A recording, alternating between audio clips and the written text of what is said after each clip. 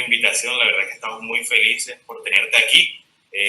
Has sido un personaje y un ícono importante para la libertad en Latinoamérica y en el mundo. No es mentira, no es un mito que tu imagen, tu manera de hablar, tus expresiones, lo que has transmitido ha sido relevante en el proceso de, por lo menos, de posicionar las ideas de la libertad. Más de un libertario hoy se hizo libertario por la conferencia de Gloria Álvarez. Eso no es mentira. Entonces, hoy que nos compete el tema de minarquismo, quisiera que empezáramos, no sé si podríamos hablar del minarquismo hoy en tiempos de pandemia, en este momento específico en que estamos confinados por órdenes del gobierno. Podríamos entonces hablar de minarquismo, qué tan necesario es, qué tan saludable le es al hombre. Pues muchas gracias, Carlos, primero que todo por esta transmisión, por toda la gente que está conectada. Un gusto para mí poder hablar de este tema. Minarquismo significa un gobierno limitado. Y yo quiero hacer esa aclaración porque hay mucha gente por ahí que dice que yo soy anarquista. No, yo no soy anarquista, yo soy minarquista. Sí hay una rama dentro de los libertarios que son los anarcocapitalistas, que en efecto, pues ellos sí piensan que la seguridad y la justicia también pueden ser privatizadas. Yo tengo mis dudas al respecto, incluso conozco anarcocapitalistas que a pesar de que creen que no debe haber un gobierno, sí creen que debe haber un cierto control sobre los derechos reproductivos y sexuales, por ejemplo, y no sé realmente cómo funcionaría eso. Esa es la primera aclaración que quiero hacer porque hay mucha desinformación por ahí. Yo soy minarquista, lo cual significa que yo creo en un gobierno limitado. Limitado a dos funciones básicas que son seguridad y justicia. Creo que si en un país existen los tres derechos fundamentales del individuo garantizados, que son su vida, su libertad y su propiedad privada, con esos tres que se garanticen a todo el mundo por igual, y que se garanticen no significa que hay que andar dando regalitos. Derechos no son necesidades convertidas en derechos, derechos son atributos con los que ya nacemos y que de hecho no necesitamos que nadie renuncie a algo para tenerlos. Nacemos con vida, con que nadie nos mate, seguimos vivos. Tenemos derecho a adquirir propiedad privada a través de nuestro propio trabajo, con que nadie ponga proteccionismos, con que nadie diga que el contrabando es ilegal, con que nadie diga que hay que poner aranceles a lo que viene de afuera, con que nadie venga y trate de entrampar ese comercio o darle ciertas concesiones a ciertas industrias con el dinero de los impuestos, como pasó en el 2008, por ejemplo, donde se usó dinero de los impuestos de los contribuyentes para salvarle el trasero a bancos y a empresas que lo que debieron es irse a la quiebra por un mal manejo. Si no existen todas esas violaciones a la economía, entonces tú tienes derecho a trabajar, a adquirir propiedad privada o a ser un vago perezoso. ¿Sí? También la libertad es la libertad de ser un vago, así hayas nacido en cuna de oro o hayas nacido en una favela, pero también es la libertad de crearte tu propio destino. Y la tercera, por supuesto, es el derecho a la libertad, tu libertad para crear, pensar, desarrollarte, expresarte, comerciar con quien te dé la gana, importar de los lugares que te dé la gana, exportar a los lugares que te dé la gana, como una sola humanidad, como un solo mundo globalizado.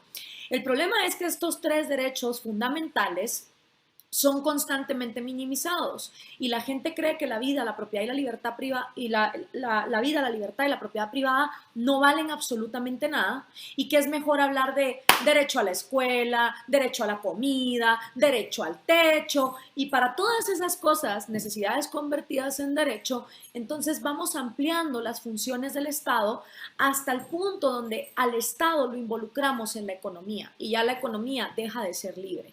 Actualmente, hoy en el mundo, no existe ningún país que tenga una separación constitucional entre economía y gobierno. Por lo tanto, no hay minarquismo.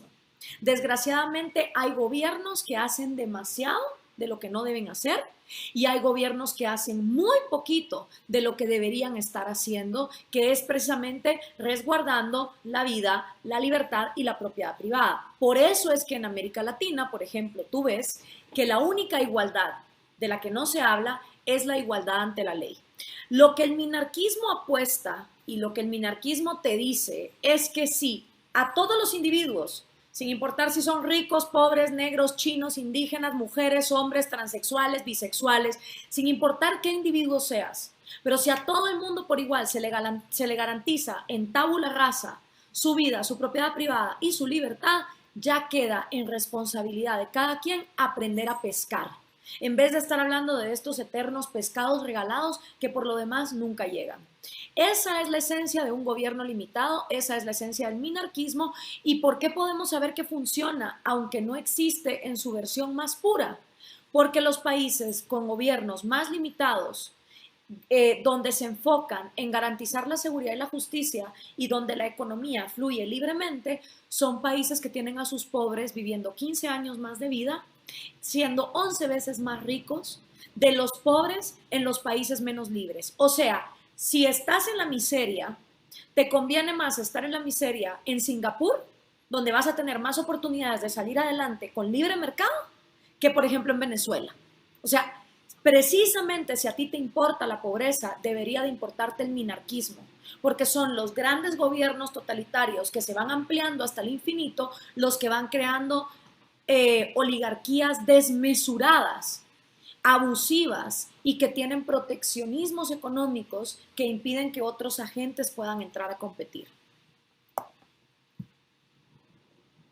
Entiendo, Gloria, tu punto, de hecho es bastante claro, en el tema por lo menos no es lo mismo ser por así decirlo, del grupo pobre en Suiza, nunca va a ser lo mismo que ser pobre en Venezuela o pobre en un país africano, que la mayoría son dictaduras socialistas o dictaduras militares. En ese sentido y en esa misma lógica, la función y el papel del Estado, que verdad se vino agrandando su ejercicio con respecto a los nuevos derechos, derechos bueno, lo llamamos, no sé cómo se llame esto en otros países, como que es un término bastante internacional, de segunda, tercera, cuarta, quinta, sexta, séptima generación, descuidando obviamente los derechos individuales. Ya decía Bastiat, por lo menos, que nosotros podemos ejercer una ley, podemos hacer ley porque estamos facultados para ejercer ciertas leyes, porque estamos facultados para hacer esa ley, porque somos racionales, porque pensamos, porque somos personas. En ese sentido, hoy se defiende mucho, por ejemplo, el tema de la discriminación positiva. La discriminación positiva, que porque eres mujer te dan bonos, que porque eres mujer te dan puestos burocráticos, porque eres negro te dan, digamos, puestos en una universidad. Incluso aquí en Colombia dan becas a los transexuales para entrar a las universidades, que no tiene nada que ver ciertamente con su capacidad como persona, sino por su aspecto. En esos temas de siempre estarnos etiquetando, discriminando, tal como siempre se ha hecho en la historia de manera irracional, ¿qué podríamos decir en el minarquismo? En el minarquismo da igual si tienes ovarios, si tienes pene, si eres negro, si eres chino, si eres indígena, o si tú te quieres declarar a ti mismo como gato o vaca. El minarquismo lo que te dice es, no importa qué individuo seas, tú tienes 3 derechos fundamentales: el derecho a tu vida, a tu libertad y a tu propiedad. Entonces, si eres mujer y dentro de esa individualidad tú quieres prostituir tu cuerpo, eres libre de hacerlo. Así como hay mujeres, como lo explica maravillosamente María Blanco en su libro Afrodita desenmascarada, que deciden vender sus talentos musicales o deciden, digamos, dedicarse a la religión y ser monja. Es decir, en el minarquismo, el derecho individual de cada cual de disponer de su vida, de su propiedad y de su libertad va a depender de lo que cada mujer quiera. Porque decir, los derechos de las mujeres, no todas las mujeres queremos ser lo mismo.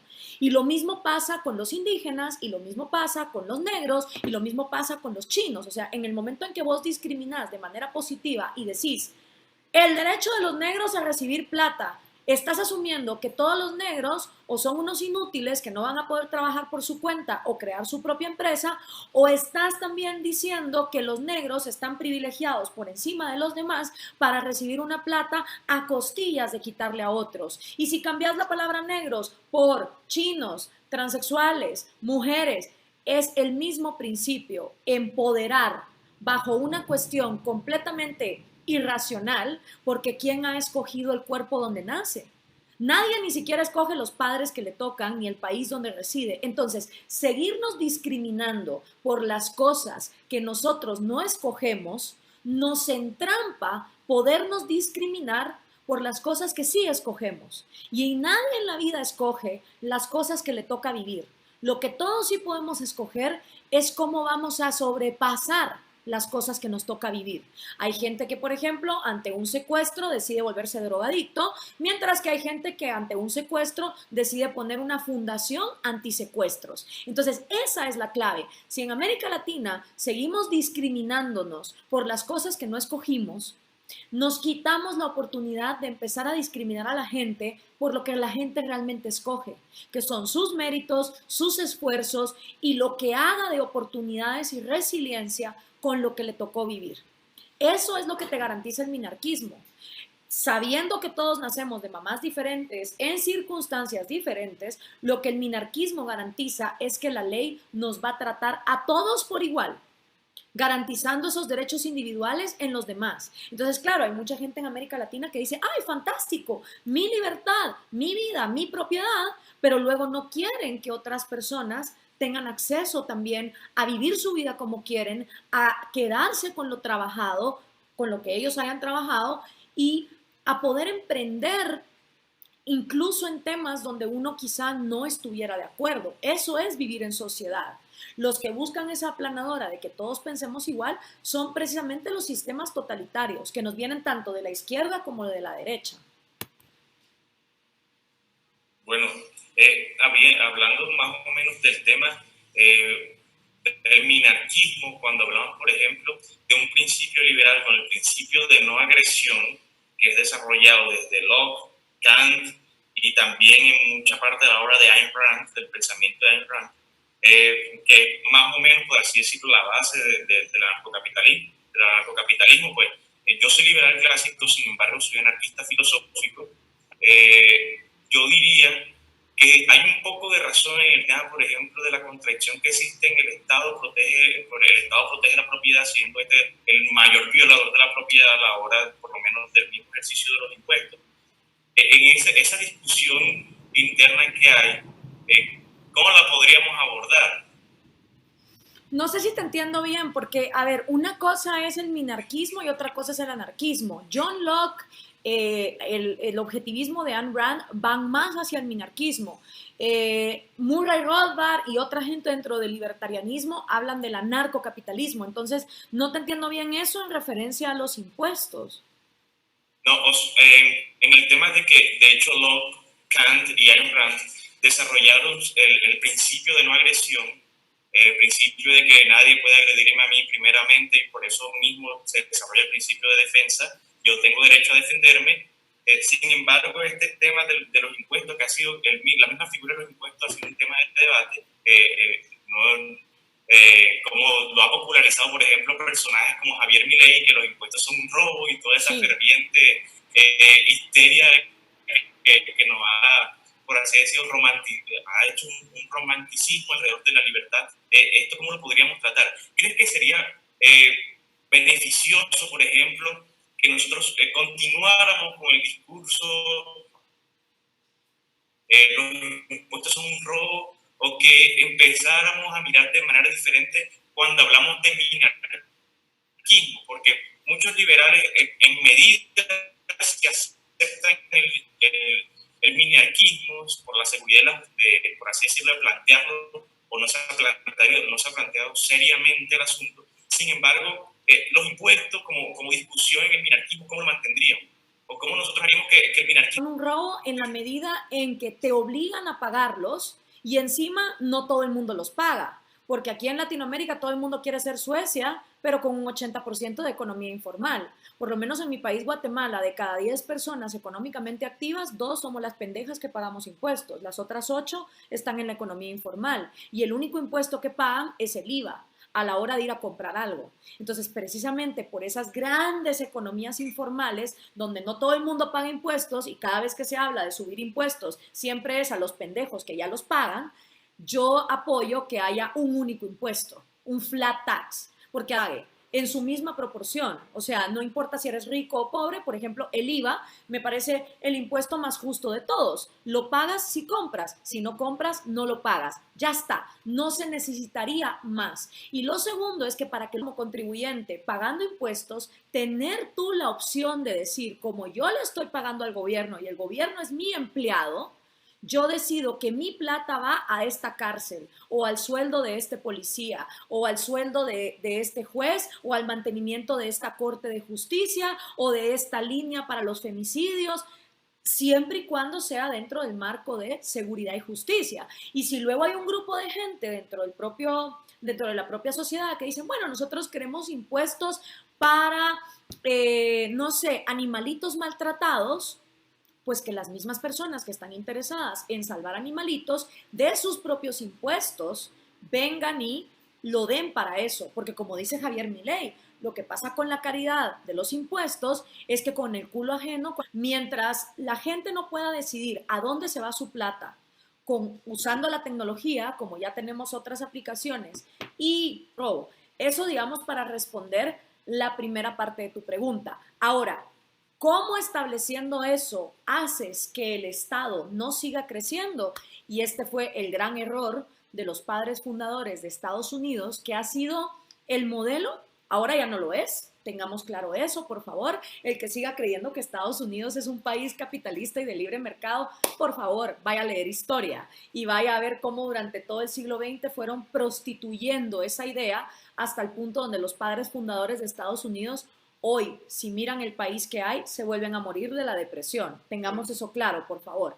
Ahora, el gran error de los padres fundadores de Estados Unidos, a pesar de que hicieron un proyecto por primera vez en la historia, donde el individuo no era un sirviente esclavo del gobierno, sino donde el gobierno era quien servía al individuo, es que no se les ocurrió separar constitucionalmente economía de Estado. Si tú separas constitucionalmente economía de Estado y vuelves prohibido que los gobernantes otorguen leyes de privilegios para la creación de monopolios, oligopolios, rescates financieros como el del 2008, subsidios, regulaciones, partidas arancelarias, prohibiciones a la importación y a la exportación, ahí entonces te garantizas el por lo menos mantener el minarquismo más tiempo. Y la segunda cosa que habría que hacer es separar constitucionalmente educación de Estado. Porque mientras la educación y la economía dependan de un gobierno, olvídate, no vas a tener minarquismo. Listo, yo creo que ya ese tema lo planteaste muy bien y lo tenemos todos claros. Otro tema, por ejemplo, del modelo de gobierno, no sé si estés de acuerdo con la democracia, supongo que sí.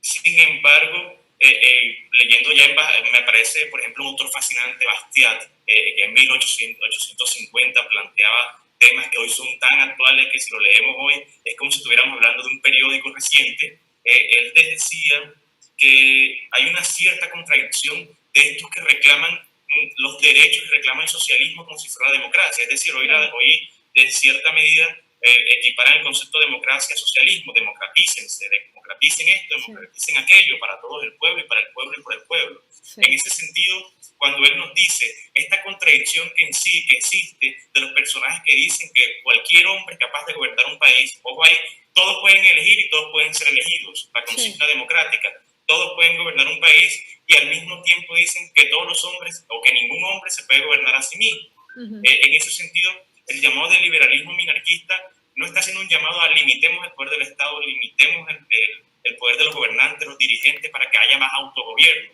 Entonces, la resonancia política o el llamado político liberal o libertario vendría siendo a la reducción del poder como tal, un escepticismo, una duda del poder. A ver, primero que nada, sí, el poder absoluto corrompe absolutamente. ¿Cuáles son los sistemas que le quieren dar el poder absoluto a los gobiernos? Los sistemas totalitarios. ¿Por qué? Porque quieren que la economía sea controlada por el gobierno. Llámese socialismo, llámese comunismo, o llámese fascismo, o llámese nazismo. Cualquiera de esos cuatro pretendían que la economía fuera controlada por el gobierno. Punto. Entonces, si tú le das poder absoluto económico a los gobernantes, se van a corromper absolutamente. Lo llames nazismo, comunismo, socialismo o fascismo. Y también si le metes la palabra democrático, ¿ok? Nazismo democrático, socialismo democrático, comunismo democrático. O sea, como decía Ayn Rand, la única diferencia entre comunismo y socialismo es que por un lado, a punta de pistola te quitan tus derechos y por el otro, con la votación de la mayoría, se decide que tú no tienes derecho ni a tu vida, ni a tu libertad, ni a tu propiedad privada. O sea, el meterle el apellido democrático a cualquiera de todos estos totalitarismos no te está diciendo nada más que se está aplaudiendo la justificación de que si una mayoría quiere acabar con tus derechos, lo va a poder hacer, porque qué bonita es la mayoría, y la mayoría nunca se equivoca, excepto cuando vemos la historia y nos damos cuenta que la mayoría de la gente pensaba que los negritos tenían que ser esclavos, y ay, qué bonito tener esclavitos, o que las mujeres éramos unas idiotas para votar o para ser electas en cámara o para decidir siquiera con quién nos casáramos. O sea, esta noción de que la mayoría nunca se equivoca es completamente estúpida. Y cuando nos basamos en lo que la realidad nos demuestra, las mayorías casi siempre se han equivocado. Han sido pocos individuos valientes, como tú ya mencionabas, Sebastián, pero hay tantos alrededor de la historia que eran los que iban propulgando con lo que era la verdad, ¿sí? Por eso en nuestro libro El engaño populista con Axel Kaiser arrancamos con una frase de Margaret Mead que dice: las mayorías nunca han cambiado nada. Son las minorías organizadas las que tienen el potencial de cambiar las cosas, ¿ya? Y en su nuevo libro, Capitalismo, un antídoto contra la pobreza, de Antonella Martí, yo tuve la oportunidad de participar haciendo pues una conclusión acerca precisamente de la democracia. La democracia es un sistema que no funciona desde los tiempos griegos. Y precisamente porque ellos sabían que la democracia sin límites es la tiranía de las mayorías, es que se inventaron la república. Y la república es el sistema constitucional que te dice que no importa cuánto una mayoría llore o patalee que quiere violar tus derechos, simplemente no lo puede hacer, porque la minoría más pequeña que existe es el individuo. Y aunque una mayoría quiera violar sus derechos, no debe hacerse, porque es el individuo la base de la sociedad. Ahora que todos estamos con el tema del coronavirus, a ver si lo entendemos con un ejemplo muy sencillo. Los individuos son las células. Si una célula se enferma de cáncer, jode al resto. Por eso es tan importante que veamos que la sociedad está compuesta de células llamadas individuos y que esos individuos y sus derechos fundamentales son los que van a permitir entonces que la sociedad pueda salir adelante. El problema está en que vemos la democracia como la panacea. No, la democracia es la que nos metió en estos problemas en los que estamos en América Latina. Te dicen, ay, es que en Venezuela lo que hace falta es más democracia, marico. No, la democracia fue la que hizo que eligieran a Chávez. La democracia fue la que hizo que eligieran a los Kirchner, ahora a Fernández, aquí a AMLO. O sea, y aparte la democracia ni siquiera es el sistema de las mayorías. Porque cuando la gente va a votar, ni siquiera es la mayoría del país la que vota. Entonces nos venden ese cuento ficticio que realmente no es así. Entonces las mayorías tienen que estar limitadas por los 3 derechos individuales. Y eso es lo que los latinoamericanos no terminan de entender y por eso cíclicamente caen en engaños populistas tanto de izquierda como de derecha. Entonces para mí la democracia no está para que todos pensemos igual, ¿ok? Si tú llevas la democracia al extremo de que todo el mundo tiene que ser cristiano, todas las mujeres tienen que ser feministas marxistas, todos los hombres tienen que ser así, anulas el propio propósito de la democracia, que es precisamente la expresión del pueblo. Sí, la expresión del pueblo, pero entendiendo que el individuo es la minoría más pequeña que hay. Ese es mi problema con la democracia. No creo que sea un sistema suficiente, creo que una democracia sin república es una tiranía de las mayorías. Y una república sin democracia se te vuelve una tiranía de las oligarquías. O sea, cuando el pueblo no vale nada y solo los señores feudales o el clero, como era en la época medieval, pueden tomar decisiones, también jodes al pueblo. Entonces, república y democracia son dos caras de una misma moneda. Pero si tú vas por Latinoamérica y preguntas, no, la democracia es la endiosada, la que tanto hace falta, cuando dices, no, lo que hay aquí es una democracia desbordada y una falta de república severa. Y era lo que decía Simón Bolívar también. O sea, Simón Bolívar se murió en depresión total diciendo, aquí quisimos construir repúblicas cuando al individuo no le da gana vivir en una república. Listo. Gloria, por ejemplo, cuando hablamos de las opiniones de la mayoría, las percepciones de la mayoría frente a cómo ellos ejercen, dice uno entra a la página del Partido Libertario de Estados Unidos, muy chévere la frase que tienen cuando uno entra, los políticos no son inteligentes, pero saben contar votos. En ese sentido, la justificación del trabajo, por ejemplo, de los intelectuales en aquí, como nosotros, por ejemplo, está la teoría de la ventana de Overton, la difunden mucho con la historia de Hayek en la London School of Economics, cuando dicen que cambiemos el mundo a través de los intelectuales. Digámosles a los intelectuales que en cierto sentido muevan las ideas hacia este entorno, muevan las ideas hacia la libertad, sí, y los políticos harán el trabajo. Sí. ¿Cuál es el papel de los intelectuales? El problema es que eso no se puede cumplir cuando los intelectuales son financiados por los mismos gobiernos, porque entonces los intelectuales te van a salir marxistas, socialistas, totalitarios y expandiendo el Estado. Para tú tener intelectuales que defiendan la libertad, pues tiene que haber también una separación. Por eso hablaba yo de la separación entre Estado y educación. Por eso es que los intelectuales son gramscianos. Por eso es que los intelectuales son marxistas, porque los intelectuales han sido financiados por los mismos estados y los estados van a tener intelectuales que cuenten el cuento que ellos quieren contar. Ahora, Hayek no se equivocaba, son las ideas las motoras de las acciones. Si tú primero no piensas, no puedes luego actuar. Y son las pésimas ideas las creadoras de pésimas realidades. Ideas como... Tal vez los judíos son responsables de la crisis que estamos viviendo en Alemania. Tengamos un holocausto. O ideas como tal vez los indígenas son más tontos que los españoles. Entonces no permitamos que ellos tengan libre comercio. Si tú no tienes buenas ideas, vas a tener pésimas realidades. Y tenemos intelectuales que promueven las pésimas ideas que permiten a esos políticos corruptos, socialistas, populistas, totalitarios y conservadores mantenerse en el poder.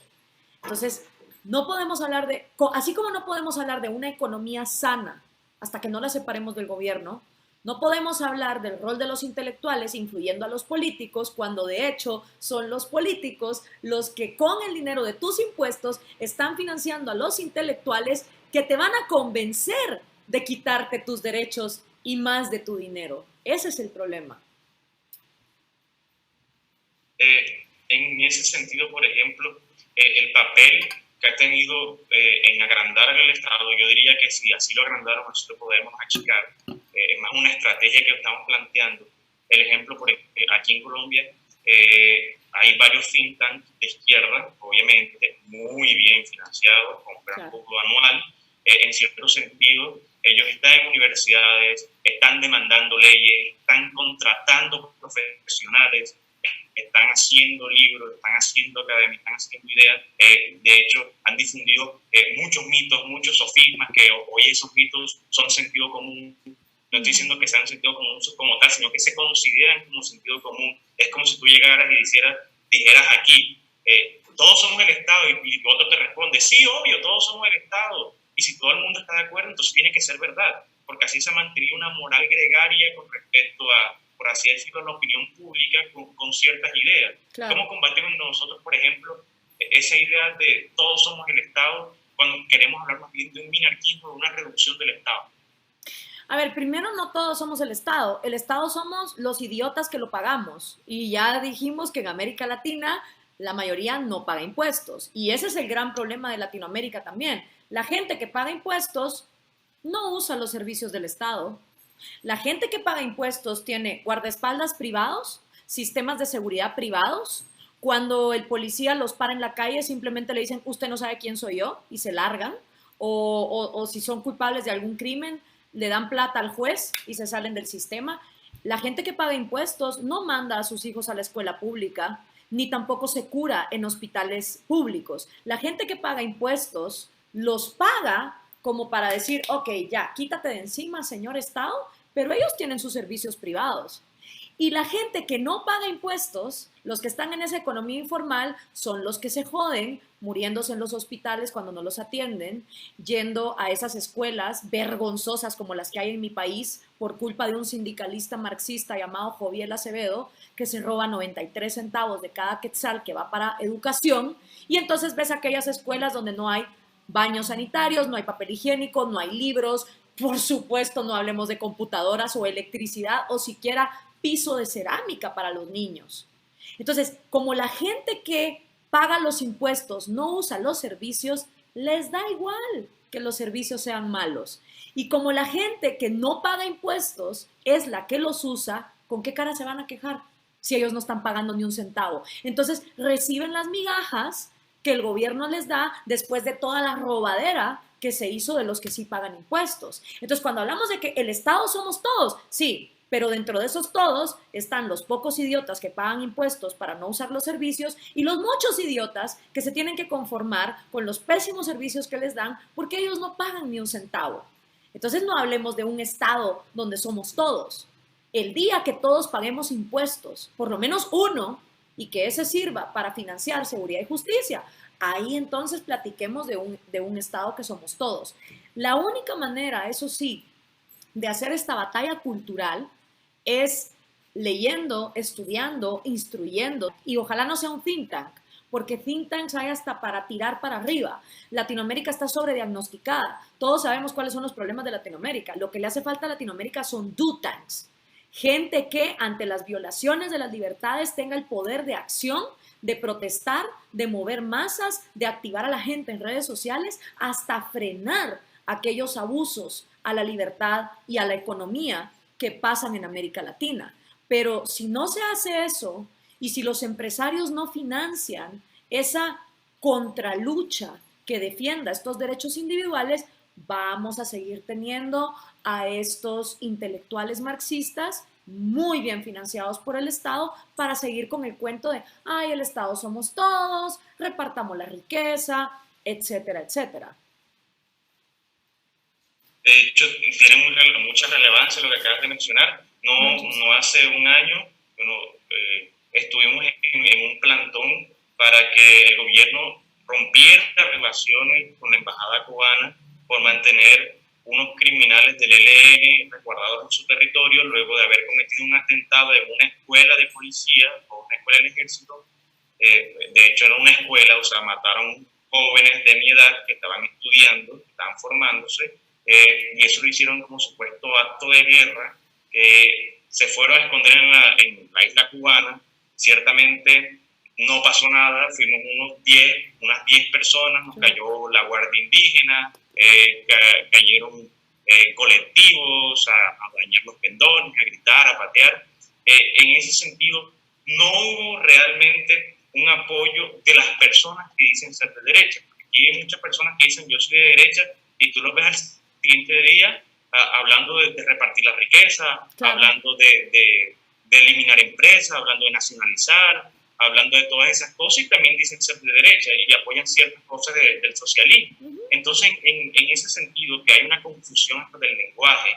De hecho, aquí lo malo es bueno y lo bueno es malo. Esa idea del buen salvaje que se ha vendido tanto en Europa como en Latinoamérica, esas ideas que nos han llevado siempre a esperar un caudillo, es que estamos mal porque este no fue el que esperábamos, es que estamos mal porque este dijo que iba a cambiar las cosas y no lo hizo, el próximo que viene sí, obviamente ese sí va a ser, esas propuestas son mejores, ese sí es el que es, mira cómo pelea en televisión, ese sí es el que nos va a venir a sacar de pobres, ese es el que va a activar la economía, ese es el que va a dar educación gratuita universal para todos, ese es el Mesías, esa idea mesiánica.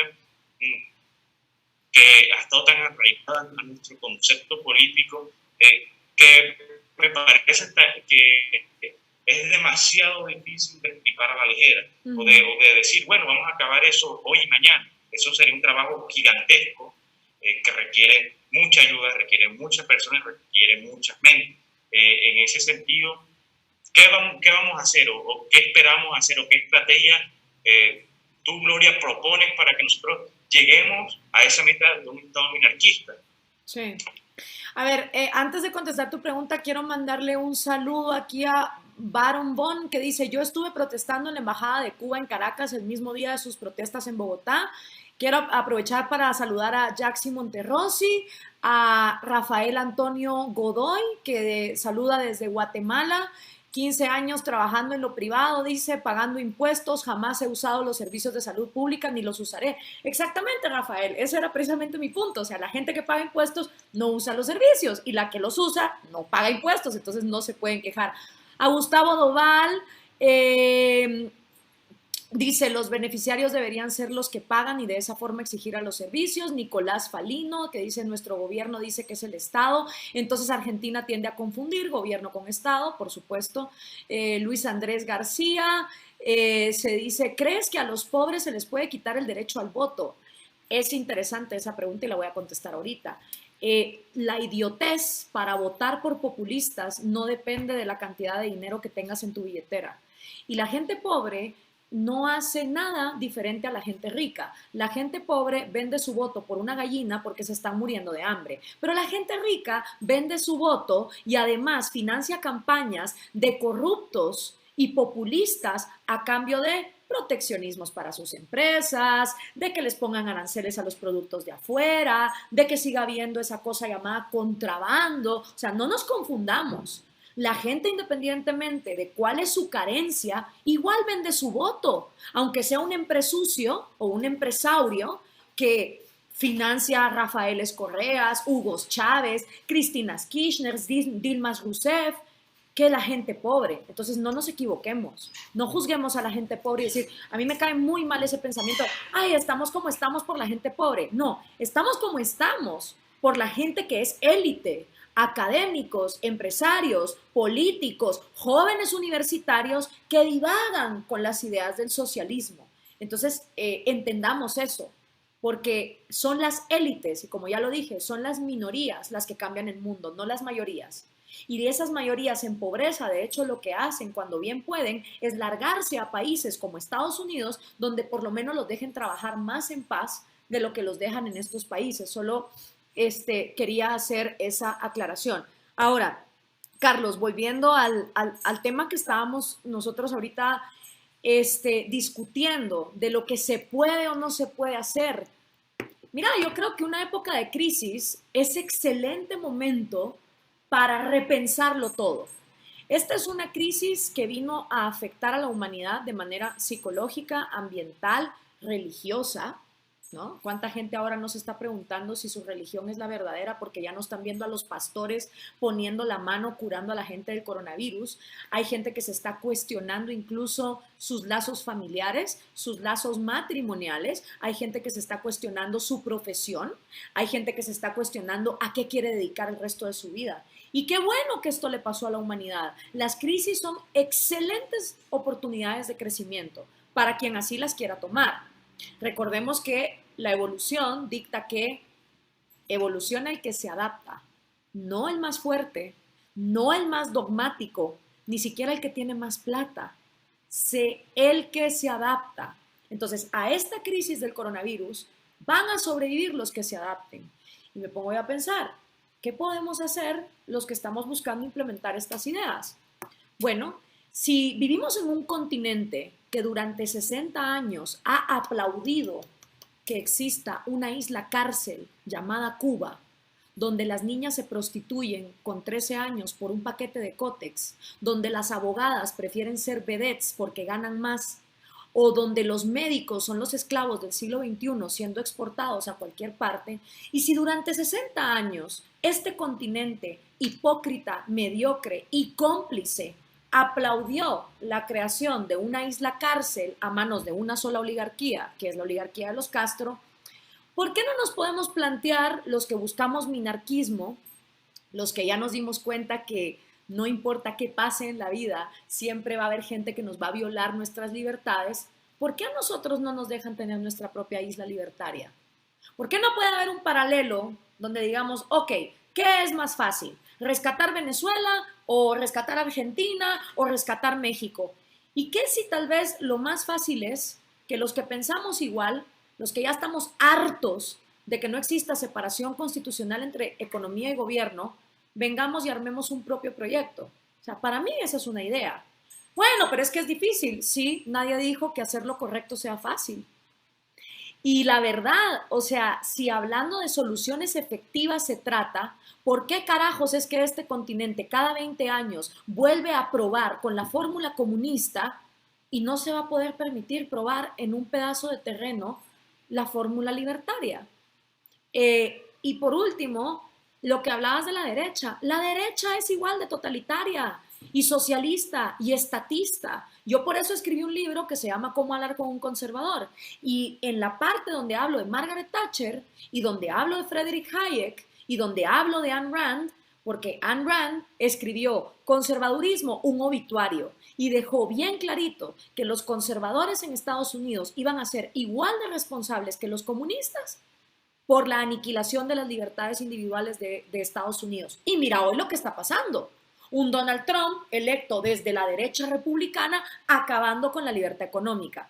Friedrich Hayek escribió un ensayo que se llama ¿Por qué no soy conservador? Y la misma Margaret Thatcher dijo, si mis enemigos no eran los socialistas, esos yo ya sabía que eran mis enemigos. A mí los que no me permitían actuar en base a la libertad eran los propios conservadores. Y no te equivoques, la derecha es la principal culpable de que estas dictaduras del socialismo del siglo XXI se hayan enquistado en nuestros países.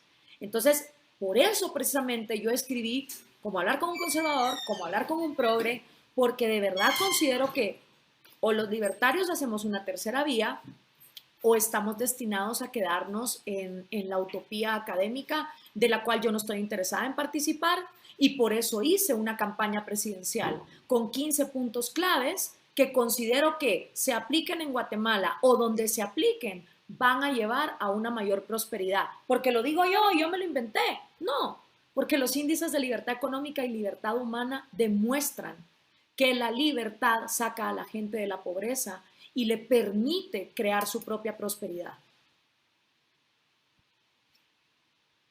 De hecho, muy interesante lo que acabas de plantear.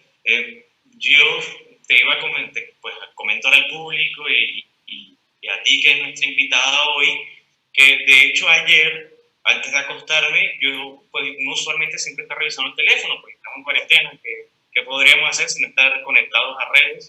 Y yo estaba buscando, estaba revisando mi correo electrónico de Es Libertad, y me llegó un correo lo más interesante, que si no estoy mal se llamaba Startup Societies. Es como, por así decirlo, una iniciativa que apoya a experimentos de nuevas ciudades, de experimentos de nuevos micropaíses, donde se apoyen, donde en ciertas haya bueno, por así decirlo, vale la redundancia, un experimento de nuestras ideas. Y uno dice, bueno, nosotros podríamos llegar a hacer eso. De hecho, lo habíamos pensado, de hecho lo habíamos hablado aquí. Si nosotros somos un think tank, por así decirlo, un tanque de ideas, nosotros se supone que producimos ideas, las divulgamos, las examinamos, las debatimos, cambiamos la opinión popular, la teoría de la ventana de Overton, que pongamos las ideas realizables.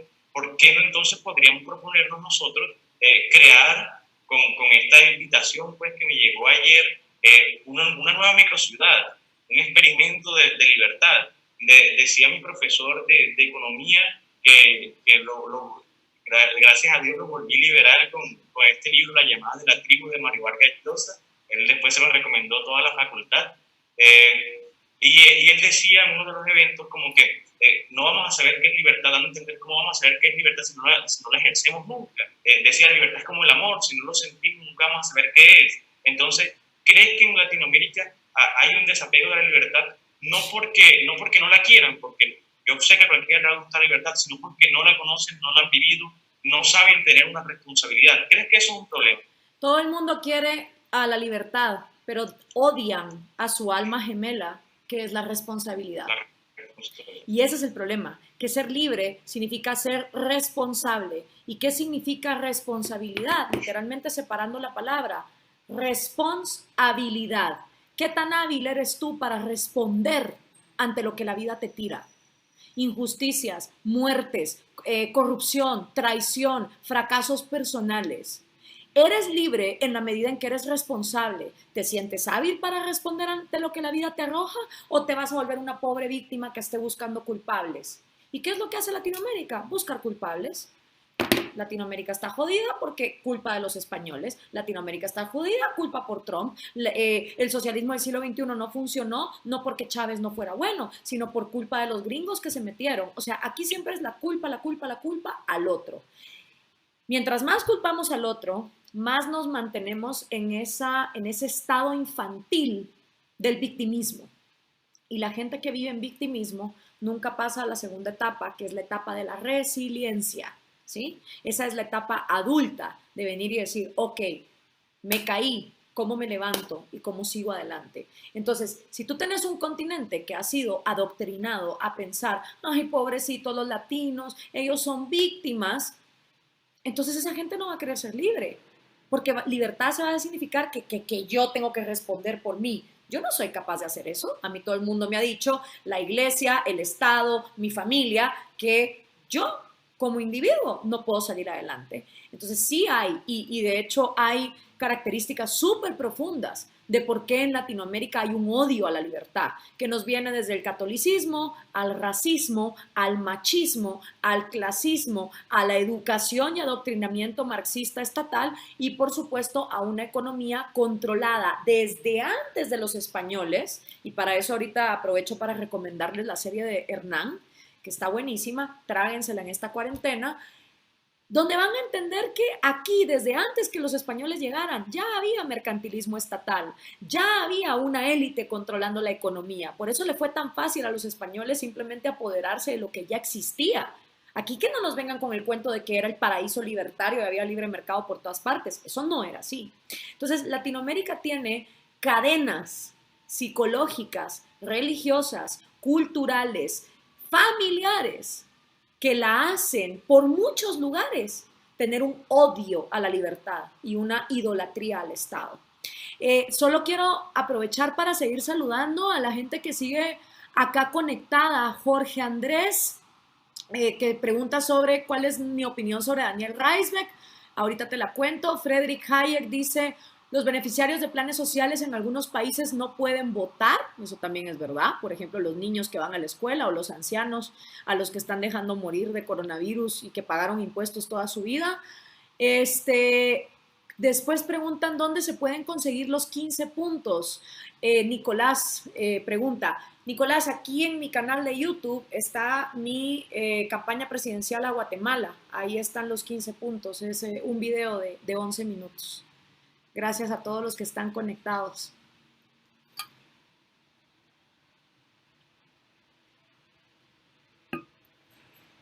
Adelante, Carlos. Gloria, la verdad fue muy esclarecedor lo que acabas de comentar. De hecho, tienes mucha razón. Aquí en Colombia pues se ha intentado la batalla, pues yo me inspiro en lo que se hizo antes de yo pasar pues, a la idea de la libertad. Técnicamente no es algo que se da en los colegios, muy difícil que tuve en un colegio acá. De hecho, quiero aprovechar la oportunidad. Hay un señor, un muy buen amigo de nosotros, el Centro de Pensamiento, va a empezar a trabajar con nosotros debido a que quedó desempleado, ya te voy a decir por qué. Que ha batallado toda su vida, como no tiene idea de su individualidad como persona, por las ideas de la libertad. Era rector con un sindicato económicamente muy fuerte, que es pues, podemos decir un lobby de presión del gobierno, es el que hace que se implementen políticas educativas aquí en Colombia, el que ha mantenido el tema de la educación pública como un dios. Nadie toca la educación pública es sagrada, es buena per se por ser pública, es decir, no la calificamos, sino que es buena solamente por ser pública. Claro. Él ha luchado contra ese sindicalismo que en cierta medida sí ha adoctrinado, sí está acaparado con el Partido Comunista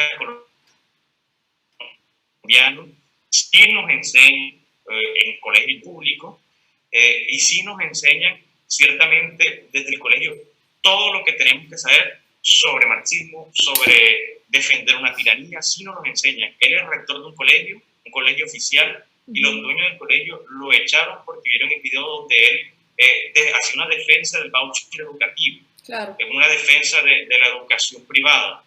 Recién le terminaron el contrato por hablar de estas ideas. Él me expresó una frase que me pareció muy buena, que tenemos que luchar por un lugar donde podamos hablar de verdad. En ese sentido, se ha coartado totalmente, se ha censurado aquí en muchas partes, se ha censurado el tema de la libertad, es intocable la igualdad.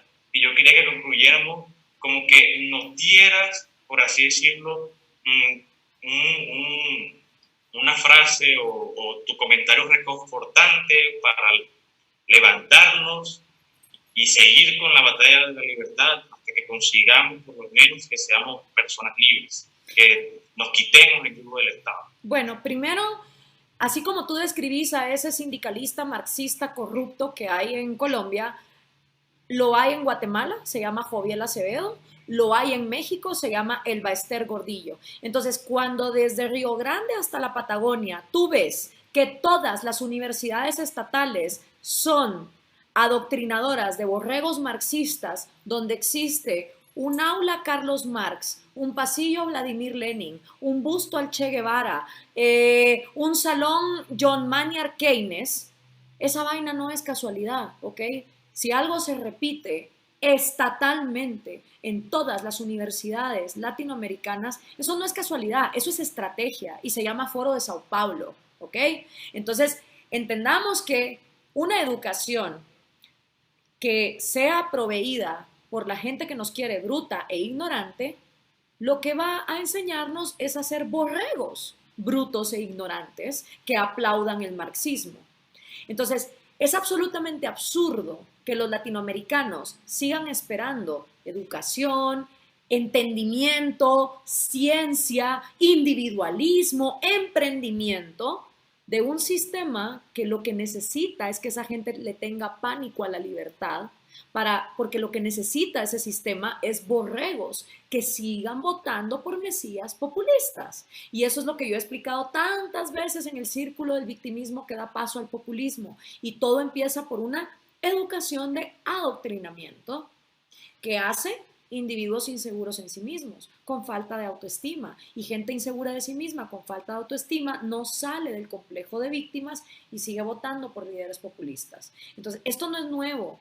Es nuevo nada más para el ignorante, para el que no se ha tomado el tiempo de siquiera buscar lo que son los campus de las universidades estatales marxistas. Ahora, no solo son las universidades estatales marxistas. Esas universidades estatales marxistas luego sacan intelectuales que se van a dar clases a las universidades privadas. Y entonces miras a los niños bien, a los hipsters, a los niños de padres empresarios del TEC de Monterrey o de la Universidad Católica de Chile o de la Universidad Francisco Marroquín en Guatemala, que te salen marxistas, como Martín Rodríguez Pellecer, por ejemplo, en Guatemala, defendiendo toda la agenda del socialismo. O sea, ya no solo es que las universidades estatales adoctrinen borregos, es que las universidades privadas, que son pagadas por empresarios, lo que sacan son niños ricos con complejos de culpabilidad que, como en su vida han trabajado, creen que lo que hay que hacer es repartir la riqueza. Entonces, cada vez tenemos un nicho menor de jóvenes que digan, ¿y qué hay más allá del marxismo? Y que agarren el teléfono celular y vean algo más que Instagram y se instruyan de quién es Hayek, de quién es Mises, de qué significa liberalizar realmente la economía para que los pobres dejen de ser pobres. Y ojalá, Carlos, una de las cosas que esta crisis haga es que de una vez por todas confirme que no necesitamos al Estado para que nos eduque. Yo soy una persona que desde el año 2010 venía diciendo en la radio 949, hace 10 años en Guatemala, señores, agarren el teléfono.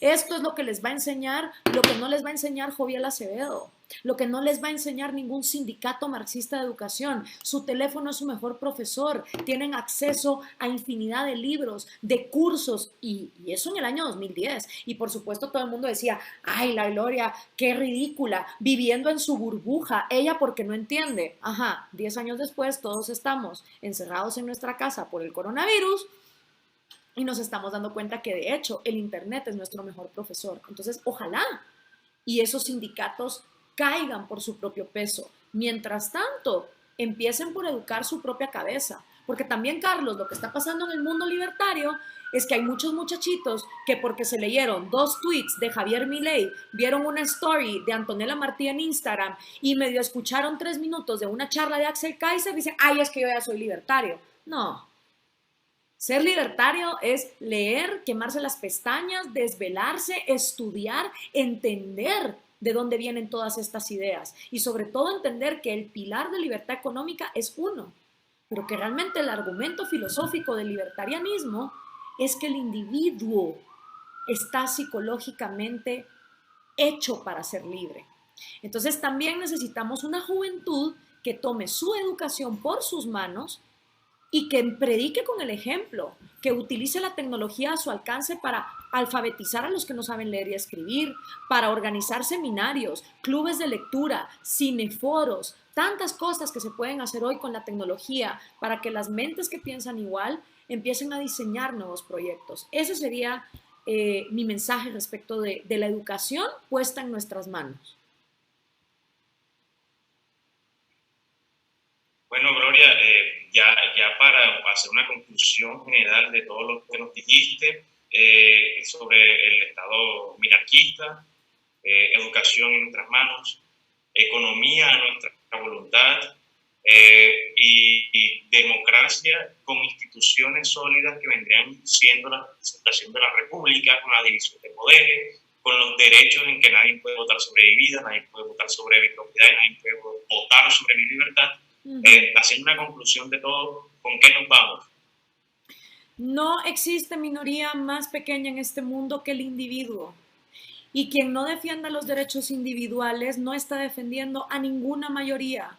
La sociedad es un cúmulo de células y esas células son cada individuo. Si ese individuo no tiene sus derechos garantizados a su vida, a su libertad y a su propiedad, lo que vas a tener es una sociedad de corruptos, de zánganos, de mediocres, de parásitos y de gente mentirosa que en lugar de premiar el mérito, van a premiar cuestiones biológicas que ni siquiera escogimos y te van a estar hablando de derechos para los negros, derechos para los indios. Quien te habla de derechos individuales trasciende a sexualidad, mentalidad, género, clase social. Eso es para mí fundamental y la democracia por sí sola no es más que la tiranía de las mayorías. Y precisamente porque la democracia no es más que la tiranía de las mayorías, te compete a ti para empezar a ser libre, empezar a ser responsable. La habilidad que tienes para responder ante la educación que puedes adquirir, la habilidad que tienes para responder ante el trabajo al que puedes aspirar, la habilidad que tienes para responder ante los abusos a la libertad que se te estén dando en tu país. Esa es la verdadera libertad. Entonces, ¿de qué depende? De nosotros. La buena y la mala noticia aquí es que va a depender de nosotros, de esfuerzos como el que tú estás haciendo con el CPLP, que ojalá te deseo muchísimo éxito. El mejor consejo que te puedo dar es trasciendan, no sean solo un think tank, sean un do tank, porque para papers y diagnósticos de Latinoamérica tenemos hasta para reventar. Lo que hay que hacer es ponerlos en práctica. Y muchas gracias a toda la gente que estuvo conectada y a sus preguntas también. Muchas gracias, Gloria, muchas gracias a las personas que se conectaron. No cabe en resaltar el valor de la libertad. Hay una necesidad de la libertad en este momento, siempre la ha habido. Es momento de tomar una iniciativa, de levantarnos. Ya saben, recuerden la frase que conoce todo libertario colombiano y que espero esto se internacionalice: el futuro es libertario. Muchas gracias. Chao, Carlos, hasta la próxima. Chao, Gloria, nos vemos. Bye.